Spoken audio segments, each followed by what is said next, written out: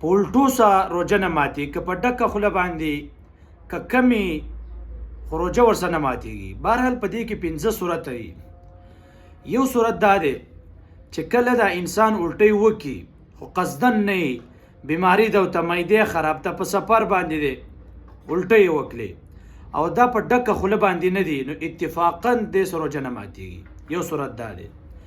دویم، انسان الټۍ وکړي او دا الټۍ په ډکه خوله باندې دي خو قصدن نه دي، نو د دې څخه هم روژه نه ماتېږي.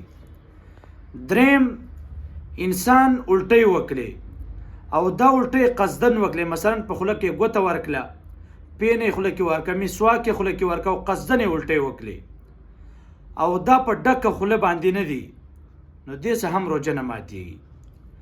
څلورم، انسان په خوله کې ګوته ورکړه او دې انسان په قصد باندې الټۍ وکړي او ډکه خوله الټۍ وکړي، نو دې څخه بیا روژه اتفاقا ماتېږي.